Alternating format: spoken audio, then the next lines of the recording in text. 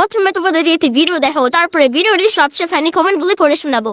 সন্ন্যাস নামার পর হৃদয় প্রথমবার আমাদের বাড়িতে আসলো। আমি যে হৃদয়কে কি খেতে দেবো সেটাই বুঝতে পারছিলাম না। আর সন্ন্যাসদের তো সবকিছু খেতে দেওয়াই যায় না। হৃদয় আর ওর বন্ধু আসবে বলে আমি ছেলেকে চট করে বাজারে পাঠিয়ে দিলাম পনির আর ক্যাপসিকাম আনতে। ওদেরকে আমি একটু বানিয়ে দেবো পনির সাথে। সন্ন্যাসদের খেতে দেবো বলে কথা, ছেলেকে বলতেই ছেলে চলে গেল বাজারে সবকিছুই আনতে। এদিকে আমি খুব তাড়াহুড়ো করে সবকিছু বানানো শুরু করে দিলাম, কারণ ওরা আমাদের বাড়ি বেশিক্ষণ থাকবেই না। আজকে ছিল সোমবার, আমাদের বাড়িতে ছিল পুরো নিরামিষ, তাই হৃদয় আর ওর বন্ধু দেখা করতে এসেছিল সুমির। এদিকে আমার সুমিও রেডি হয়ে যাচ্ছিল ওদের সঙ্গে ঘুরতে যাবে বলে। সুমির তো নিরামিষ খেয়ে ঘরে বসে থাকতে একদমই ভালো লাগছে না, কখন যেন ও সন্ন্যাসে নেমে যাবে। প্রতিদিন আমাকে বলবে, মা সবাইকে সন্ন্যাসে নেমে গেল, আমি কবে নামবো বলো। সে যাই হোক, এদিকে সুমি এসে বললো, মা তোমার কি পনির সাথে বানানো হয়েছে? ওরা তো এক্ষুনি চলে আসবে। আমি বললাম, হ্যাঁ রে বাবা, হয়েই গেছে, ওদের আসতে দে, আসার সঙ্গে সঙ্গে আমি খেতে দিয়ে দেবো। এদিকে ওরা আসতে থাকুক, তুই তো একটা পনির সাথে খেয়ে দেখ কেমন হয়েছে। না মা, ওরা আসলেই আমরা একসঙ্গেই খেয়ে নেবো। এদিকে দেখো তাড়াহুড়ো করে আমার পনির সাথে বানানো হয়ে গেছে। আজকে ছিল সোমবার, সুমি করেছিল শিব পুজো, তাই ভাবলাম প্রথমেই আগে প্রসাদটা দিই। প্রসাদ আর পনির সাথে দেখে তো ওরা পুরো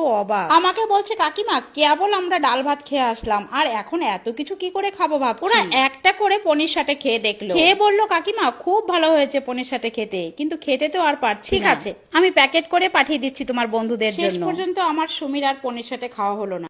चलिए शुरू करते हैं। সুমির মায়ের সেরা ডায়লগ, আমি যে কি খেতে দেবো সেটাই বুঝতে পারছি না। সঠিক বলেছেন, আপনার বুদ্ধি ভালো।